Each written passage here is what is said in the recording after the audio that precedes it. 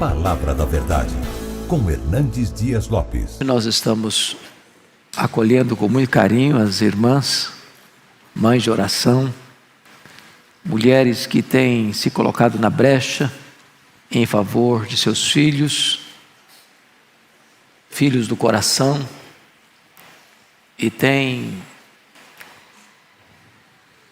se prostrado diante de Deus para ver os seus filhos de pé na presença de Deus. Hoje eu não vou pregar um sermão como normalmente faço, uma mensagem expositiva, mas vou tratar de um tema que é a oração. E o texto que eu vou ler está em Tiago capítulo 5, verso 16, a parte B do versículo. E esse texto é uma referência à necessidade de orarmos uns pelos outros, e depois exemplificado pela vida de oração do profeta Elias. Mas o verso 16, a parte B, está escrito: muito pode, por sua eficácia, a súplica do justo. Vamos repetir isso? Muito pode, por sua eficácia, a súplica do justo. É um fato que Deus é soberano. É um fato que Deus faz todas as coisas conforme o conselho da sua vontade. É um fato que Deus está assentado no trono e tem as rédeas da história em suas mãos. É um fato que a vontade de Deus prevalece. Entretanto, Deus, na sua soberania, decidiu agir através da oração do seu povo. Há pessoas que dizem: não, oração não muda nada. Não é o que eu vejo na Bíblia. Deus muda circunstâncias através da oração. Deus transforma pessoas através da oração. Deus cura enfermos através da oração. Deus restaura filhos e filhas através da resposta à oração. Deus visita a sua igreja e fortalece a sua igreja em resposta à oração. Deus traz avivamento às nações em resposta à oração. Deus age por meio da oração. A oração não é para gente forte. A oração é para gente fraca. Nós não oramos porque somos fortes, nós oramos porque de fato temos consciência da nossa fraqueza. Mas a oração é a força mais extraordinária que age na terra, porque a oração une a fraqueza humana à onipotência divina. A oração conecta o altar da terra com o trono do céu. Quando o incenso do altar da oração sobe e retorna do trono para a terra, em termos das intervenções soberanas de Deus na história. É verdadeiro a frase: quando a igreja ora, o céu se move, a terra treme, e coisas extraordinárias acontecem na história. Então eu lhe faço uma pergunta nesta noite: você de fato crê que Deus age por meio da oração? É preciso dizer, não é a oração que é poderosa. Poderoso é o Deus que responde à oração. Mas você crê nisso?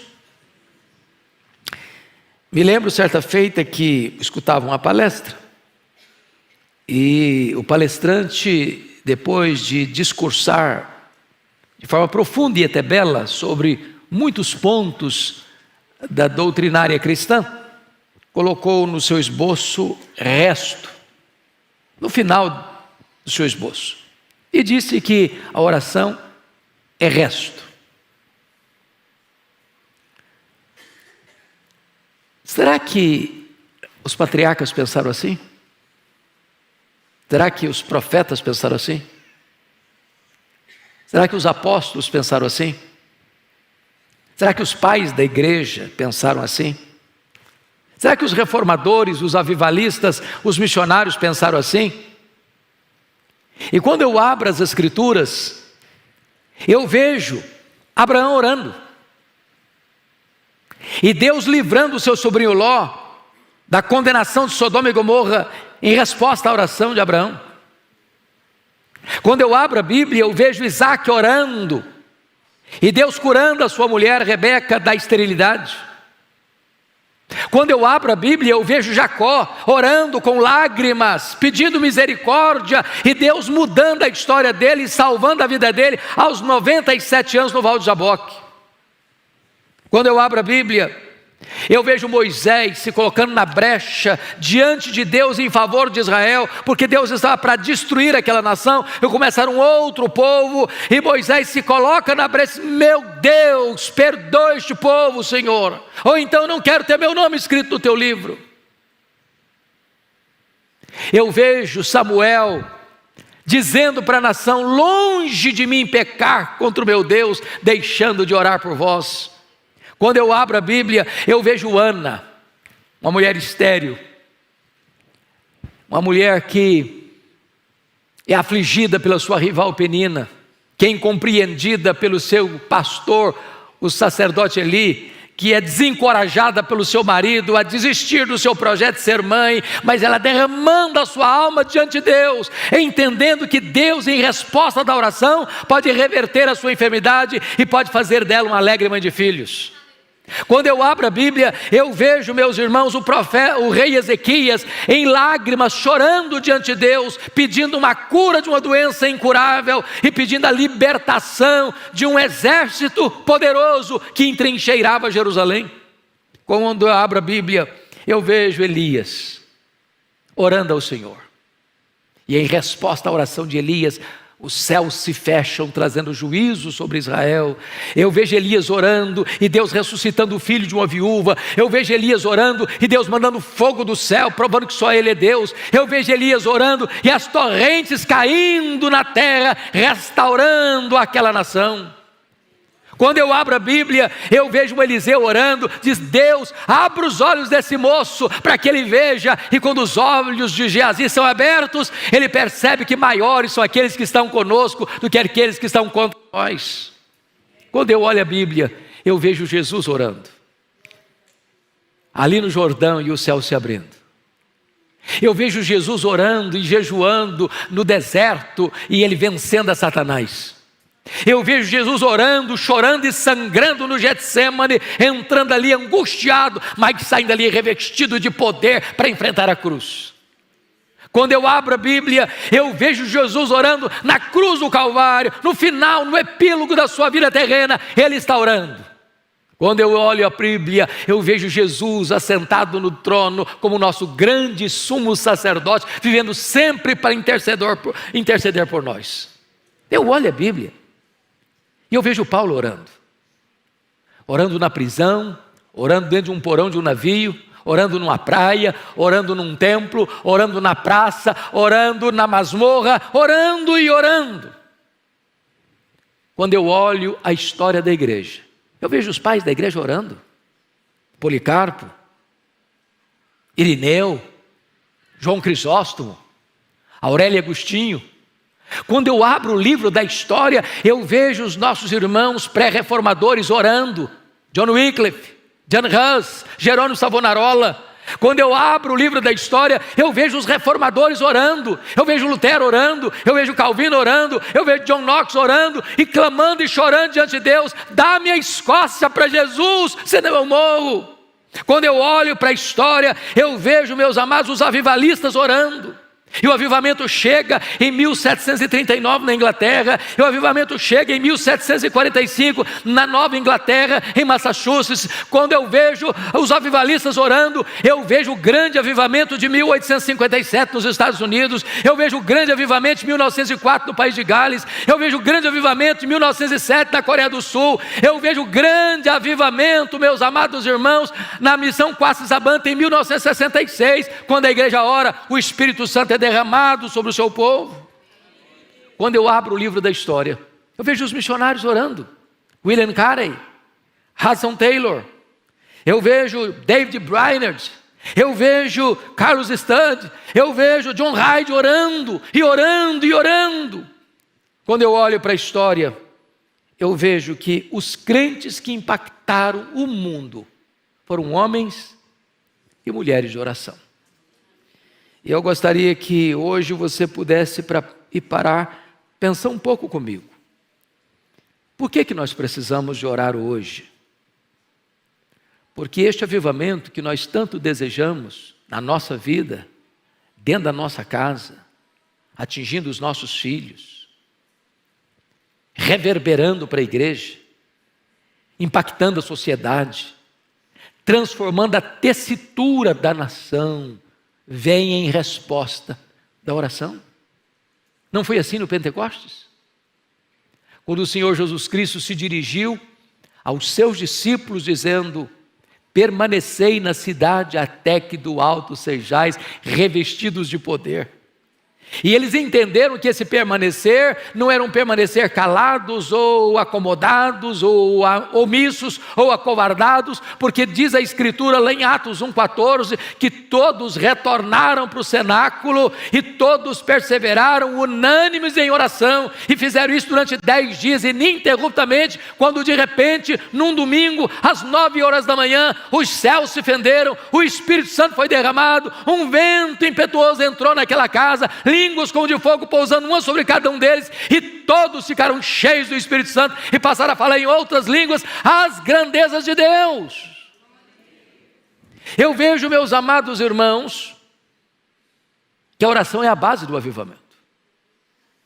Está escrito lá em 2 Crônicas 7,14: se o meu povo, que se chama pelo meu nome, se humilhar e orar e me buscar e se converter dos seus maus caminhos, então eu ouvirei dos céus, perdoarei os seus pecados e sararei a sua terra. Eu encontro na Escritura lá em Isaías 44,3 que Deus vai derramar água sobre o sedento e derramar torrentes sobre a terra seca. Deus quer um povo que tenha sede dele, que tenha fome dele, que o anseie mais do que as riquezas deste mundo. E então, quando a terra estiver seca e quando o povo estiver sedento, Deus manda água sobre o sedento, Deus manda torrentes sobre a terra seca.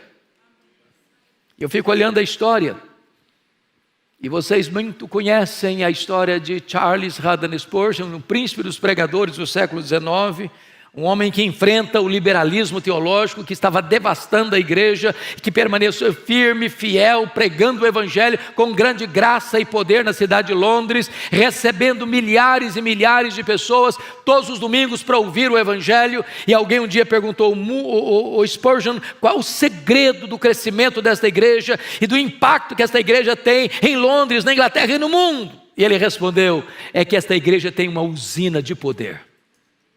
E perguntaram: o que significa isso, uma usina de poder? Ele respondeu: esta igreja tem uma reunião de oração toda segunda-feira, onde centenas, onde milhares de pessoas vêm para buscar a face de Deus. E tem mais, no baixo do púlpito, onde estava o púlpito, havia uma sala, e ali tinham os irmãos que enquanto ele pregava, os irmãos oravam, e quando ele sentia que precisava mais de poder, ele batia o pé no assoalho, e isso soava lá embaixo, e eles fortaleciam ainda mais o clamor aos céus, e desta maneira ele entendia que não há poder na palavra, a não ser que haja um povo comprometido com oração, porque não há púlpito com poder, com bancos vazios de oração. Amados irmãos, eu olho para a história e vejo o que aconteceu nos Estados Unidos em 1857. Acho que vocês bem sabem da história do colapso financeiro que atingiu a América no ano de 1850. Naquela época, os bancos faliram, as estradas de ferro que transportavam seus produtos por país afora entraram em colapso.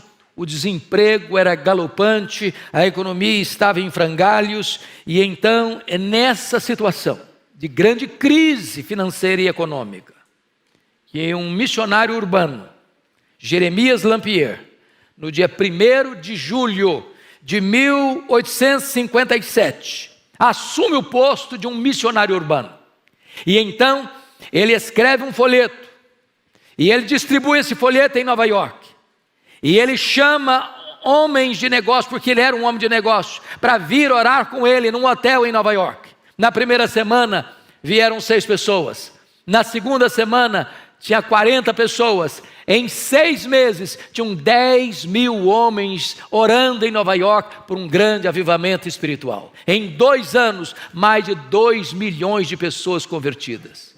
Fruto desse avivamento, um jovem de 26 anos, que estudou no seminário de Princeton, ouvindo Charles Hodge pregar um sermão de missiologia, ele me diz: meu Deus, eu quero ir para o Brasil. Alguém disse: você é louco, aquele país é um país muito pobre, aquele país tem doenças endêmicas, você é filho caçula, a sua mãe já está idosa, você tem igrejas grandes aqui na América que podem receber você. E ele diz: o lugar mais seguro para um homem estar é no centro da vontade de Deus. E como fruto desse avivamento, ele vem ao Brasil e chega aqui no dia 12 de agosto de 1859 para plantar a Igreja Presbiteriana do Brasil, fruto daquele poderoso avivamento espiritual. Amados, o texto é claro: muito pode, por sua eficácia, a súplica do justo. E eu queria aqui trazer apenas 5 aplicações do que significa isso. Primeiro, Deus liberta filhos cativos por meio da oração.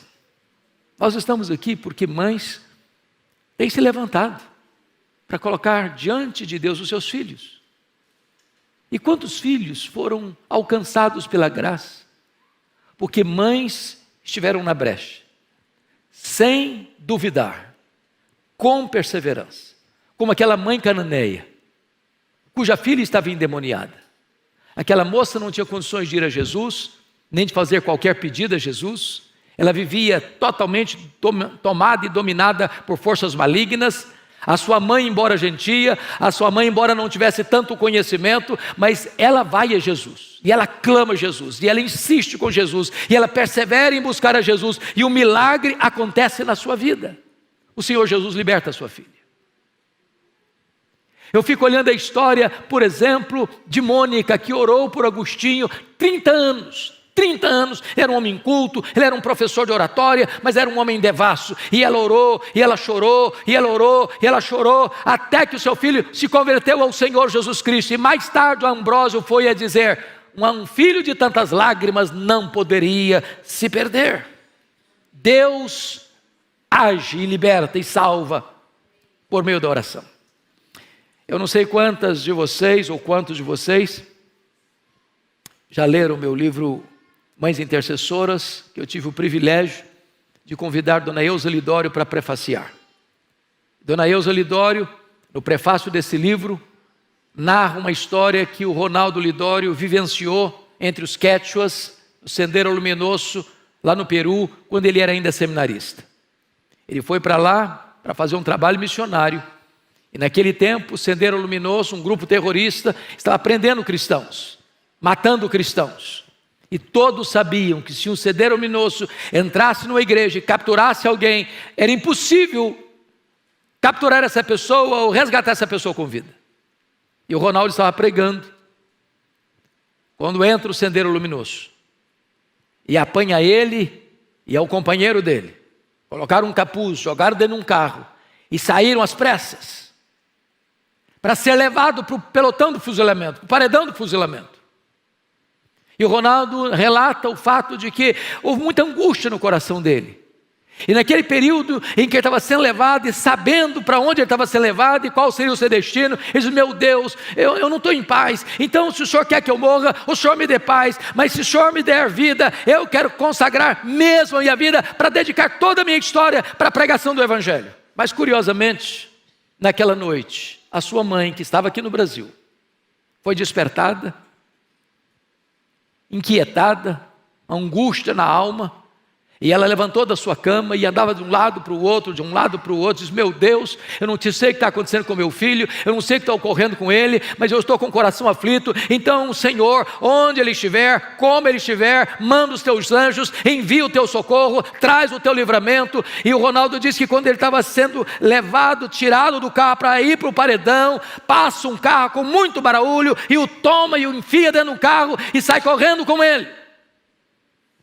E ele foi liberto de uma maneira extraordinária, porque naquela noite Deus levantou uma mãe aflita, mas intercessora, para colocar-se na brecha em favor do seu filho. Deus responde oração. E levanta filhos, e restaura filhos, e salva filhos, em resposta à oração de sua mãe. Mas, amados, notem vocês que Deus reverte situações humanamente impossíveis em resposta de oração. Quantas pessoas que já escutei isso, na oração não muda nada. A oração só muda você, mas nada vai mudar em Deus. Irmãos amados, o Senhor diz, a Bíblia ensina assim: pedi, dar-se-vos-á, buscai e achareis, batei e abrir-se-vos-á, porque todo que pede, recebe, todo que busca, encontra, todo que bate, abrir-se-lhe-á. Nada tendes, diz a Escritura, porque nada pedis. Então, quando você pede, você recebe. Pense comigo na história do rei Ezequias. O próprio Deus tinha mandado o profeta Isaías na casa dele para dar uma ordem, um veredito, um ultimato: põe em ordem a tua casa porque morrerás. E Ezequias ora e chora, e Deus muda o quadro, Deus muda o diagnóstico, Deus muda a sentença, Deus muda o ultimato, e manda de volta o profeta lá dizendo: olha, eu ouvi a tua oração, eu ouvi as tuas lágrimas, e eu te curarei, e eu libertarei Jerusalém do poder da Síria. Olha a história comigo de Pedro, lá em Atos 12, ele está preso, guardado numa prisão de segurança máxima, com 3 escoltas de 4 soldados cada uma. A morte dele já estava lavrada, a sentença dele já estava definida, ele morreria depois da festa, mas em resposta à oração da igreja que se colocou na brecha em favor dele, Deus mandou um anjo e tirou da prisão máxima e libertou Pedro, e aquele que haveria de matá-lo é quem morre. Deus reverte a situação em resposta à oração. Olha comigo a história de Paulo e Silas. Eles estão presos num tronco, no cárcere interior, com os pés amarrados com ferros, com as costas ensanguentadas, numa situação dramática. Mas diz a Escritura que por volta da meia-noite eles cantam e eles oram, e Deus manda um terremoto, e a única coisa que me impressiona é que esse terremoto só quebra as algemas e só abre as portas, mas não traz nenhuma consequência, nenhum desastre, nem nada cai na cabeça deles, nenhuma pessoa soterrada, e apenas os grilhões são partidos. Em resposta à oração, meus irmãos, Deus fecha a boca de leões. Em resposta à oração, Deus apaga a fúria das chamas do fogo. Em resposta à oração, os mortos ressuscitam. Em resposta à oração, os demônios batem em retirada. Em resposta à oração, a igreja avança no poder do Espírito Santo. Louvado seja o Senhor. Quando a igreja ora, Deus age. Deus age. E eu gostaria de encorajar você, mãe, a continuar orando. Não abra mão de seus filhos, não abra mão do seu marido, não abra mão da sua esposa, não abra mão dos seus filhos, não abra mão dos seus netos, não abra mão da sua família, não abra mão de ver Deus fazendo maravilhas, maravilhas. Deus pode tirar as escamas dos olhos, Deus pode tirar o tampão dos ouvidos, Deus pode tirar o coração de pedra e dar um coração de carne, Deus pode responder a oração. Sabe por quê? Porque muito pode pela sua eficácia a súplica do justo. Que Deus nos ajude, que Deus nos abençoe, que Deus nos levante como intercessores nesta noite. Amém.